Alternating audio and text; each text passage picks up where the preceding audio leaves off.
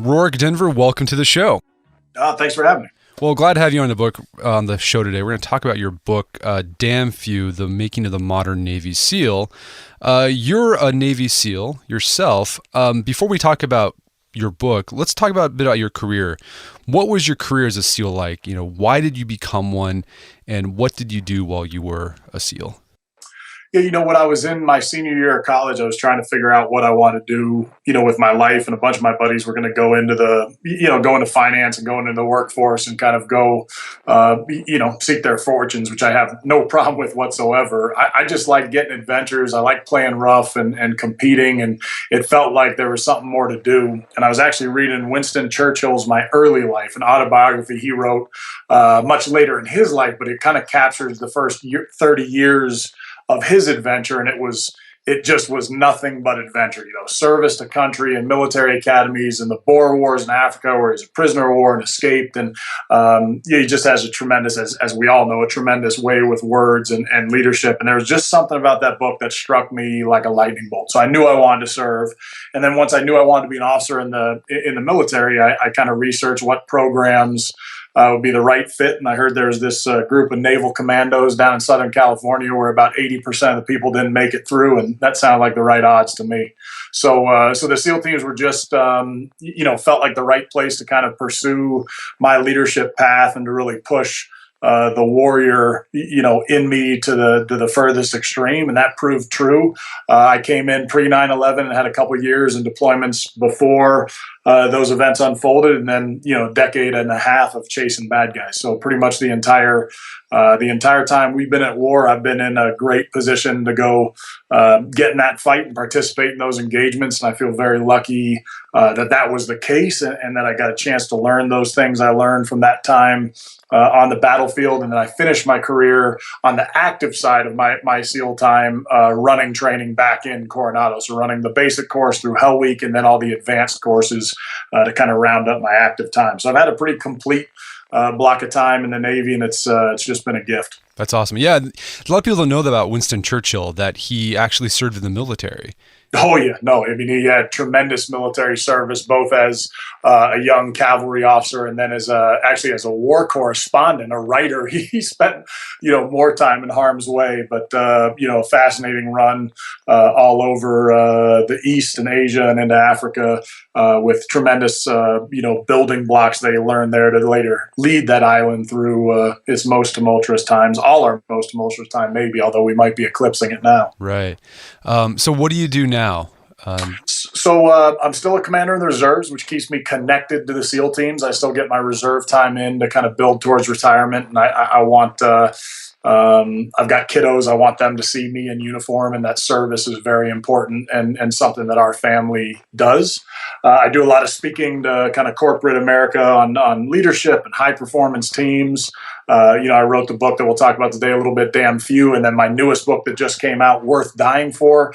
So I'll continue in the writing world, which I enjoy. And then just this spring, I was one of the leaders and kind of on-air participants of this show on Fox called American Grit, which was a bunch of civilians coming in to kind of test themselves against military challenges and compete with peers to see who could kind of make it to the end and win a prize. John Cena was the host and had a lot of fun, and that was a great thing to be a part of. That's great. So let's talk about your book, Damn Few, because it gets into detail about what goes into creating or developing a SEAL. And Sure. there's this mythos around it, right? Everyone's probably seen shows about the making of SEALs and buds and everything. But let's start from the very beginning. How do you even apply to try out for the SEALs? Like, what's the process of even getting started and getting accepted into buds? Yeah, there's basically two tracks that you're going to experience, in the entire military. But then for SEAL training, you're either going to go in as an enlisted man, you're going to enlist in the Navy and go to boot camp to become a sailor, and then you're going to go to SEAL training or buds. As an officer, you're going to either graduate from the Naval Academy, an ROTC program at a college, or like I did, do a regular experience through college, get your degree, and then apply to officer candidate school, hopefully to then get selected to go SEALs. There's a very disciplined path now. It used to be a little bit tougher in the sense that there wasn't as programmatic a system to get you into the SEAL pipeline. You usually had to be in the Navy for a while, kind of apply, get your commanding officer's recommendation, your master chief's recommendation to go to SEAL training.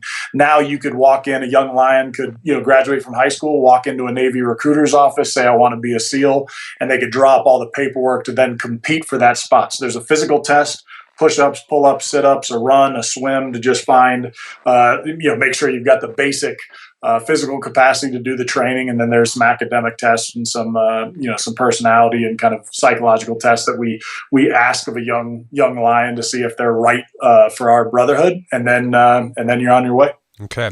And then, so once you're accepted, you go through BUDS. And what does BUDS stand for again? Yeah, BUDS is Basic Underwater Demolition / SEAL Training. Okay. And how long is that training, and what makes it unique from other special forces training? The best way to describe BUDS now, BUDS in its kind of, insular self is about 6 months, but then we've kind of bulked it all now into one big training program. There's different names to keep it easy for, the listener. About the day from when you start training, in the Navy until the day you're going to, should you see the finish line and become a SEAL, it's about a year. It's about 52 weeks to kind of see it all the way through. BUDS is kind of the first crucible that you've got to face. The early parts of BUDS, encompassing Hell Week and those things that make most of the young lions that don't make it go home. I think the unique parts of the SEAL training program actually are many. Probably none so challenging as, and this surprises people because the training program's in San Diego, but dealing with the cold. That Pacific current runs through San Diego, and so the water temp there hangs in the 50s to mid 50s, sometimes lower than that, very rarely warmer than that. And it's very easy for us to get you wet, cold, and miserable out in that type of water temp and get you jackhammer, shivering, and just falling apart and see if you've got quit. And that's really what the program is designed to do. It's to offer up a lot of opportunities for people to see how tough it's going to be, what we require of a young lion if they join the brotherhood, and what we'll expect of them. And what we expect on an elemental level is that you will never give up. And so we offer up a whole lot of opportunity for you to quit. Most people do. For those that don't, they have some quality within them that won't allow them to throw in the towel when things get tough. And that's a piece of clay we can mold into a very, very special operator on the battlefield. If we know for a fact you're never going to throw in the towel, you're never going to give up on a teammate or the job, the rest we can teach you.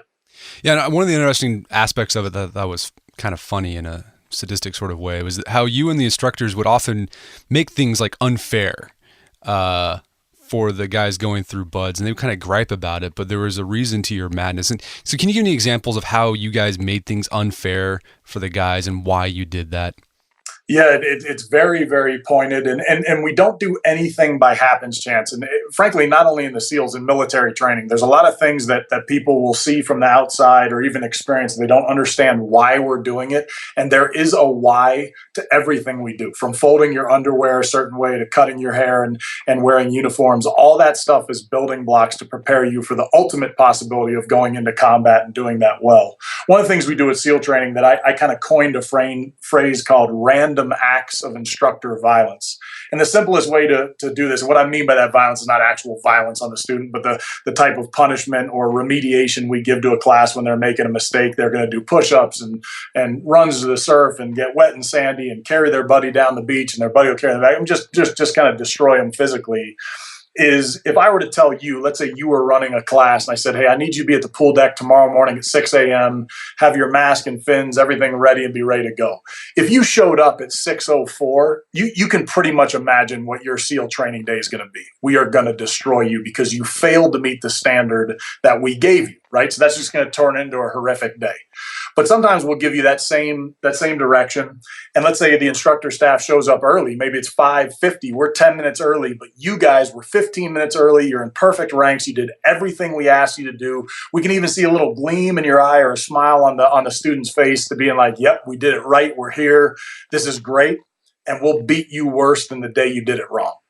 And there'll be a bunch of guys that will quit because they'll be like, this is BS. This is unfair. I'm out of here. And that is the entire point. And the reason I say it's random acts of instructor violence is on the battlefield, the acts of violence are going to be actually violent and they will be random. And the lesson there is really teaching cultural resilience, that you can do everything right.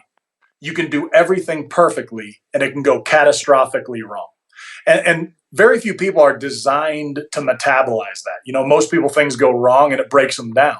In our world, we can't have that happen. So I've had a bunch of SEAL teammates killed in helicopter crashes. They didn't do anything wrong. Best pilots on earth, best operators on earth, going to a fight that we know they can go win. They got shot out of the sky, or the helicopter had a mechanical failure and crashed, killing everybody on that bird. They didn't do anything wrong. If we had a cultural ethos where, that went wrong, so now I'm going to quit, we wouldn't be able to do our job. So the lesson there is, one, some people are going to quit because they think it's unfair. We want to find the young man that, when it's unfair and things go wrong, is still going to push ahead and win the day. I'm curious if you've applied random acts of instructor violence to your kids in some sort of way to kind of teach them that same sort of resilience. Yeah, I think dipping the toe in the water, it is important, and probably not at the same level, obviously, of intensity. But yeah, I think my bride and I talk and think about that a lot. We make our kids struggle with things. You see a kid right now on a playground, let's say, anywhere from 8 years old and under.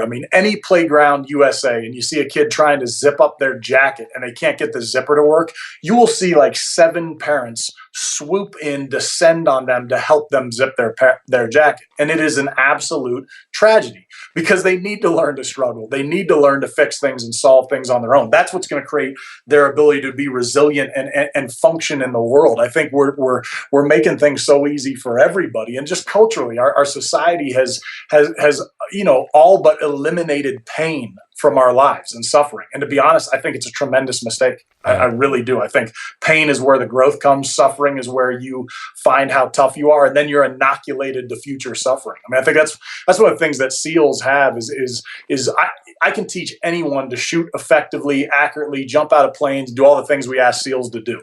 What makes SEALs special and unique is just this intense desire to perform, to see the job through, and to never give up. And that's potent beyond belief. And so the answer is yes. Not at the same level of SEAL training yet, but the kids aren't going to have it easy, and that's why they'll be ready for life. That's great. So BUD/S ends with what's called Hell Week. What goes on in Hell Week that makes it so hellish? Yeah, and actually BUD/S starts with Hell Week. So it's is that right? I thought it ended. Okay. No, it's very early in the training program. So, that 6-month cycle of BUD/S itself, it's in the first phase. So we want to find out very early who's going to quit and who's not. Hell Week has become our mythic week of training. And I think every special operations force and most military units, even your kind of regular units, have some type of crucible that's a line in the sand to kind of test your ultimate toughness. And Hell Week has become legendary, and deservedly so. It starts on Sunday night. We get the class out of bed with some bombs and explosions and machine guns going off. It stops sometime on Friday, mid-morning, mid-afternoon. In that period from Sunday night till Friday afternoon, they get no more than 4 hours sleep for the entire time, and maybe 2-hour blocks of a nap somewhere within that week. So you're just wet, sandy, miserable, moving, and kind of grinding away for that entire period of time. By Thursday, people are starting to hallucinate and fall apart. But what it's based to show you is that your body and spirit and mind can go much farther than you think it can. So when you think you're hitting the wall, you're probably pretty far from it. And if you can dig deep inside yourself and see it through, then you've kind of got the stuff we're looking for. And if you ring the bell, which is kind of the way people exit the program, they go up and ring this famous bell 3 times and then they're out of the program, then that program isn't for you. And we don't make that a negative. It's just that program's not for you at this time, and it's time to go do other things. So I'm curious, for the guys who are listening to this, as you call them, young lions, who I want to do this, is there anything they can do to train or prepare for BUD/S, both physically and mentally, or is it something like you don't know if you're going to pass it until you actually do it? It's an interesting question, and I hope my answer makes sense. When I ran training, so when I got to the other side of the fence and was running training, I used to give a speech to some of the young lions when they showed up, and I'd say, hey, every one of you has come here through some different path, some different avenue, and has these experiences bankrolled into their psyche and character and who you are. And there's no doubt every one of you asked somebody, how do you get through buds? What's the secret? There is no secret to that training program. The program is actually nowhere near as technical as you might think. I mean, buds, I think people think they'd show up at a SEAL compound like that and there'd be, retina scans to get in and laser guns and all this high-tech equipment. Buds, the basic course is basically sand, concrete, and cold water. That's what we use to find out if you're tough. But I used to tell them when they came in, I'm like, look, if you didn't bring it here, you ain't going to find it here. There's nothing we're going to give you to get through it. And there's nothing your buddy next to you is going to do for you. Your mentors, coaches, pastors, parents, whoever that was, have either helped you to be the type of person that can find something inside themselves that's better than a lot of others as it pertains to that training program. And so there are no secrets. It's just finding within yourself the ability not to throw in the towel. That's what it takes. That's what it takes. All right. Another common theme throughout your book was the diversity that's in the SEAL community. Because I think there's like this misconception that there's like one type of guy who becomes a SEAL. But you actually in your book highlight there's SEALs from all walks of life. Like you yourself, I think you majored in art. Yep. Right. And now you're the SEAL. So, I mean, what are some of the types of people that you worked with, or types of men you worked with that sort of broke the mold of what people think is a typical SEAL?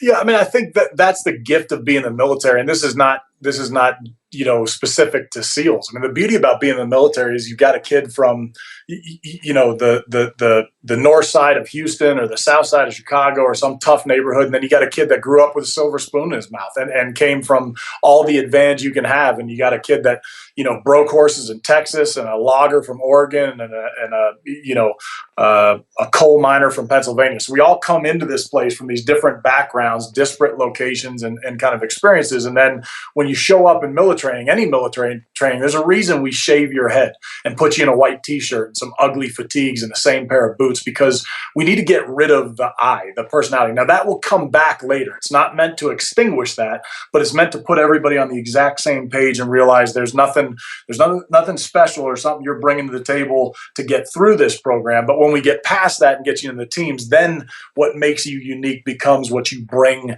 to that team, but never at the expense of the team. I think one of the words we use in the military that's usually a bad word that I think is a good word is the idea of subjugation, of subjugating yourself to a greater good. I think most people think of that in terms of bondage or some negative. We think of it as a good thing, getting rid of the what you need and think of what the whole team and the we needs. And if you can do that, then you're going to be a great team player.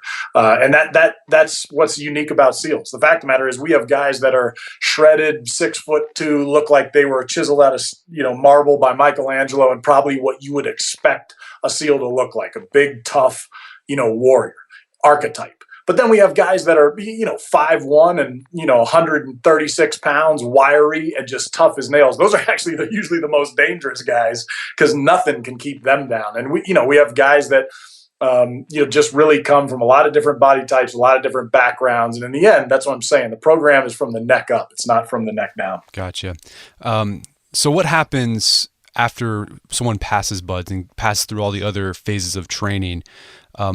I know they're assigned to a team, but how are they assigned? Do they have any say in that, or is it sort of like, yep, you're going here? For the most part, you're going to be directed where you're going. You might get a choice on, do you want to go the East Coast or stay on the West Coast? As a SEAL, as a new guy, you're either going to be stationed in San Diego or in Virginia Beach, Virginia at Little Creek. And so you might get a chance at one of those choices, either West Coast or East Coast. After that, it's going to be the needs of the Navy, needs of the team, and where you're going to be assigned. And frankly, it's not.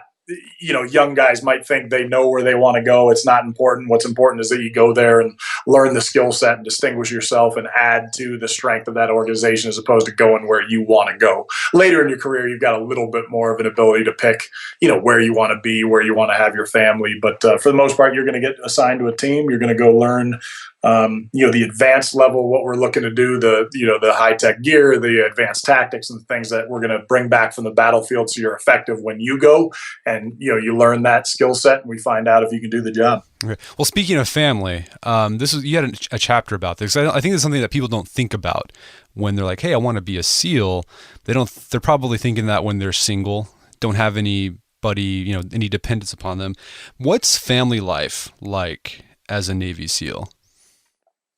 Early in the career, it's very challenging. I mean, when you first start, the whole training program demands basically full time, very little time off. And then when you show up at your first team, you're going into multiple rounds of advanced training, and then you're going to deploy and go chase the nation's enemies right now. So very, very taxing on families. You have to have an extremely strong gal that's going to make it through that experience, and that's usually what we find. We find they become some of the best parts of the story. I mean, the toughest person in our household, sure as can be, isn't the SEAL. It's my bride, and how she's run our family and dealt with the stress and the intensity of me being in harm's way and doing the job overseas. But it's taxing. I think for a lot of years, our divorce rate was extremely high. I think just because of the time away from home and the guys being out in a wild life while somebody was back home kind of holding down the fort. I think that's actually improved. I think our guys are doing better, with that life. And I think the entirety of Special Operations Forces, not just SEALs, Rangers, Green Berets, all the Spec Ops leadership has figured out that there is such a toll. We need to do better about balancing that life. It doesn't take away the extreme time commitments, but they try and do better that when they're home, we let the guys be home and get that time in when we can. Did you marry your wife before or after you became a SEAL? I'd finished training, and it wasn't until I wrote, Damn Few, that I realized how complete her experience was. I thought I met her a little bit later in my SEAL life, but she's been with me through the entire time. So I did one deployment before we got married, and then she's been with me for multiple deployments since, and all of post 9/11 and that whole experience. So I for me, it was probably a blessing going through training single, because I could just had utter focus on that and wasn't split. But there are guys that went through training that were married that I think it actually really was a deterrent and hurt them, and then ones that it really helped them. So it can work. It kind of just depends on the relationship. Yeah, another interesting thing you talked about in the book towards the end, and this is sort of, you had direct experience with this, was this, I didn't know about this, but there was sort of this tension that existed in the SEAL community right after 9/11, because there was this mandate from the higher brass and from the civilian executives saying they wanted more special operators and they wanted more SEALs. Why did that call for more SEALs cause tension within the SEAL community? Well, it was just kind of that classic, if this much is good, more has to be better, which I think a lot of people, it sounds like it briefs well, it doesn't necessarily work in execution. So I think the reason our teams are so effective is they are small and nimble and creative and streamlined, and only so many people can get through the course. Donald Rumsfeld at that time as Secretary of Defense, very much wanted to grow all of the Special Operations Forces, and that's because of their tremendous capacity and successes on the battlefield. So it's totally natural, and in my mind, appropriate that would be the right decision. What happened in practice, unfortunately, is everybody started generating more people, but they did it by compromising their standards, and that's just true. People will sling lead about that and say that's not the case. I saw it, and I know the people that ran those training programs, and the only way to get more people through most of these pipelines is to make it easier. And we were very resistant and kind of belligerent to that. So most of the counterparts did increase their graduation numbers. We didn't. Senior leadership said you got to make it happen. So we've designed a lot of systems within the program to try and just get a better candidate to the front door, instead of trying to change any of the standards or the intensity of the program. Try and get a better young man to the entry to hopefully get more out the back end. And I think that's been achieved a little bit, but not in dramatic numbers. But when I was running the training, this was a absolute 5-round MMA title fight, that the instructors and those from the battlefield were definitely fighting senior leadership to try and guard the brotherhood to get the right people through. So what sort of changes did they make to make sure they get the best coming to them, more of the best coming towards them? There's an entire recruiting directorate that didn't exist. Certainly when I was coming in, nobody was recruited back then, and now they're just doing better. I think, for lack of a better term, they're doing a better job marketing it. They're doing a better job explaining that path to young, aspiring SEALs or aspiring folks that want to serve.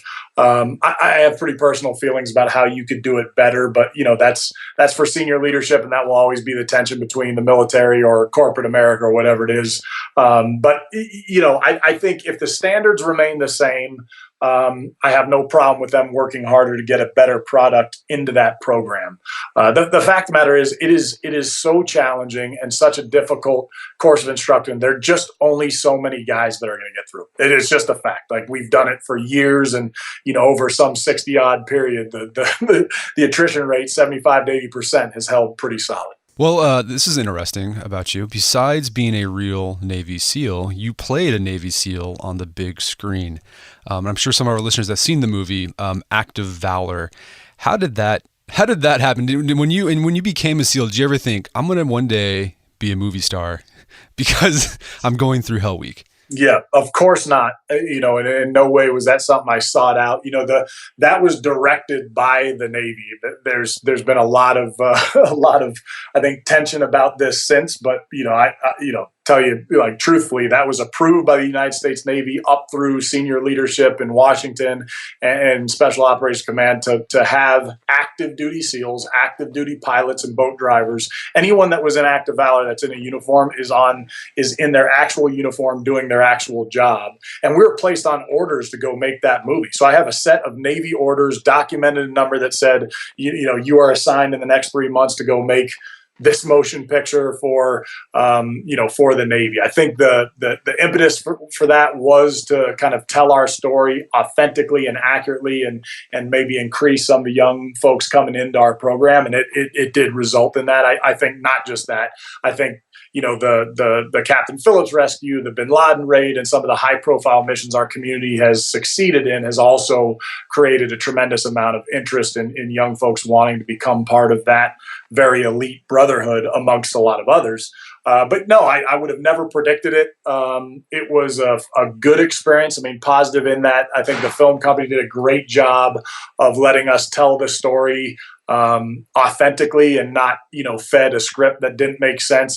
We told them, if it doesn't happen on the battlefield, if we don't say it, we're not going to do it, and they honored that commitment. So we didn't know what was going to happen with that movie. I think a bunch of people thought it'd go straight to DVD and be at the bottom of the basket at Walmart, and next thing you know, it's the #1 movie in America. So it was a pretty wild adventure. That's fun.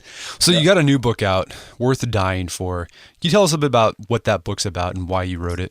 Yeah, this one I really am excited about, and was a special experience. Worth Dying For is kind of a reflection of 15 years of sustained combat, chasing our nation's enemies, and where I think we are kind of as a country, where we are in terms of what we believe in as service and who we should be as citizens, what I think our leadership would be thinking about our position in the world, which, needless to say, has become a high-stress environment right now based on the choices we've managed to offer up for the senior position.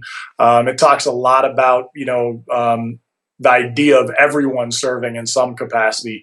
And then a lot of chapters that just kind of came out of the blue. I mean, I write an entire chapter about killing and the reverence, the intensity of that, and what that's like to experience on the battlefield and post your time in the military.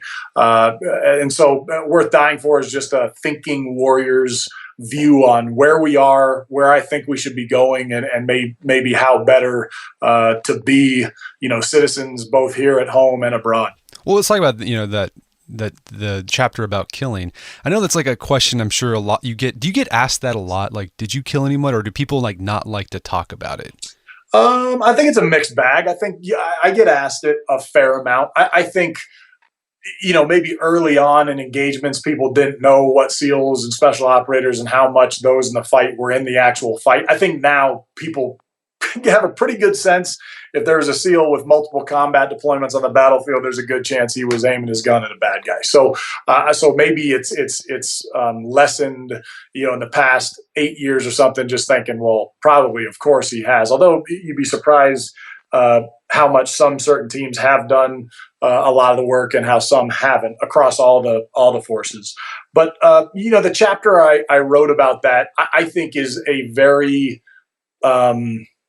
personal and unique look at the concept of killing. I talk a lot about how we can train someone how to shoot effectively and how to level your sights on an enemy combatant and how to do the mechanical part of the job. And I can train an orangutan to do that effectively, but then that it takes a toll, that there's going to be an emotional connection to that, probably in reflection, that you're going to have to deal with and rectify and kind of balance in your life. And I just talk about, I think, the reverence for that moment. I'm also a hunter. I've become a big game hunter, and I like being out of doors, particularly post-military. It's actually a great way to transition from our last life into carrying a gun, being in the field, doing terrain studies, learning what your quarry is, and then go hunting it. And then you get to eat the best food on earth if you actually achieve your goal. But I talk about how the hunters that I care about and I respect, that when they do take an animal, it's a reverent moment. There's unfortunately some hunting TV shows that will show people high-fiving and hooting and hollering and taking the big grip and grin photograph with the elk or the deer that they killed. And those aren't the hunters I spend time with. The guys that I spend time with are very, very thankful of the hunt, of the time, of that animal giving its life for their family, and then the food that they're going to put on the table, and the experience of being in wild places, and that's frankly a birthright in this country and something we've enjoyed for many, many years. And so I just talk a lot about the reverence for that moment, and that it's not something that should just be blown off and be Hollywoodized. And I think anybody that reads that chapter will enjoy it. So going back to this idea of service, for folks who are in the military, like they're serving their country, right? And like particularly if you're on combat, you're in the front line of defending, and you've developed this ethos of service. I'm curious, any insights for civilians on how they can develop that ethos of service with them? 100%. So one of my chapters is about universal service in Worth Dying For. It's probably, in many ways, it's probably my most important or favorite chapter. And what I call for in this chapter is the idea of, I think we should just pass this, like Congress should talk about this and make it something that's a requirement. I don't think that will ever happen based on the way our country's going. And some people probably argue it's unconstitutional, but we're allowed to manipulate that document. That's the strength of it. But I call for universal service. I think every young person, either when you graduate high school, if you're going to college, you can defer it for the 4 years, and then you have to do it when you graduate college, needs to give this country a year of service. I don't go into a real focused specific to military. It could be military, and you could do a year of military service without having to be then tied into 4 years of advanced service. If you wanted to extend, you could, but just some type of service to the country. So that could be military. It could be for a health organization, it could be for an educational program. But I think it should be humble. It should be something where you leave your hometown. You got to go live on a subsistence wage for a year. It's not something you're going to go do to get rich, but it's going to be to go help the country. And there's just unlimited places that this could be affected. And I think while it would be expensive, we spend money on insane programs that don't, reap much reward. And I think this would be a game changer. I think if people thought about others before themselves for a block of time in their lives, we would just be phenomenally better for it. And my recommendation would be that kids from different backgrounds show up in different places, so they have to work together. So exactly like we do in the military, you come from all these diverse backgrounds. The same thing would be offered in this. We would systematically send people from, a high-end community in Connecticut to work with a tough kid from, some other part, South Central, and that those two would then have a shared experience and realize how much we all think very much the same about what we're looking for in this world. Right. So, I mean, it helps develop that national unity. 100%. It would be a game changer. There's just no doubt in my mind this would have a deep positive impact on our country. I fear that we would never pass something like this or even think of doing it. But boy, I think it would be potent. Right. I mean, other countries, I guess in Israel, they have mandatory military service. I believe. Oh, there's compulsory military service in a lot of countries, Scandinavian countries, and certainly Israel. And I think, anyone I've met for those parts of the world, and I've met a lot of them, thought of that service, one, as a national debt and something that they believed in doing, and two, took tremendous value out of it. I mean, the other thing I write about and worth dying for is just how small the number of people are that are serving compared to the greater society. I mean, it's less than 1% of the United States is serving in uniform, carrying that tremendous burden and responsibility to fight our nation's enemies and to sacrifice themselves to that cause, that we just don't own it the way we did, in years past. I mean, even our government, the reflection of service has just dropped off precipitously. In the 70s, Congress, both the House and the Senate were in the high 70s, 78% former military. And now it's down to like 18%. So now you have all the decision makers that are going to put people in harm's way that have almost no service and connection to the United States military. And they're sure not sending their kids. Some of them are. Of course, somebody's going to flame off when they hear this and say, well, I'm a senator and my son serves. It is a very, very small number of people. And even our presidents had a tremendous history of military service in the background, and now that's disappearing. So I think when you talk about, what do I want from my government, to be honest, I don't want that much, but I definitely want them to be focused on the military and security and our international position abroad. And to have a commander in chief that has military service, I sure think has a lot to recommend it. Yeah, I'm curious how things will change in the next 10 years. You have veterans of the Afghanistan and Iraq wars get more involved, because I've been seeing it. It's like they're slowly starting to run for political office. No doubt. You're dead on. And you're going to see a lot more of it. And I think a lot of us feel the weight of that responsibility, that our lessons, talk about somebody that has a worldly experience and could talk about foreign policy. I mean, the fact of the matter is, we hear this premium on foreign policy and what they would know. Well, I could take a 21-year-old Marine and have them advise this current stable of leadership, and they know more about foreign policy than anyone working in DC. It's kind of crazy. Well, Rorke, this has been a great conversation. Where can people find out more about your work and your books?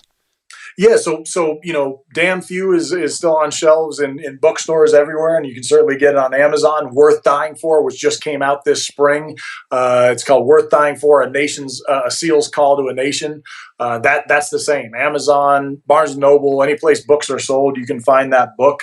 I do a lot of speaking on leadership and high performance teams, and you can kind of find me in the social media world, Twitter, Instagram, Facebook, all that good stuff. And I'm here to serve. So I hope this next life still connects to making this country a better place, our citizens stronger and more focused on what we enjoy in the world. I am very wary of where we are with what we're voting and the way we're treating one another. So I hope we can get it right. And if I can help, I'm going to do it. Awesome. Rorke Denver, thank you so much for your time. It's been a pleasure. Thank you, brother. My guest today is Rorke Denver. He's the author of 2 books, Damn Few, as well as Worth Dying For. They're available on Amazon.com and bookstores everywhere. After the show, check out the show notes at aom.is/Denver for links to resources, as well as a transcript on the show so you can delve deeper into this topic.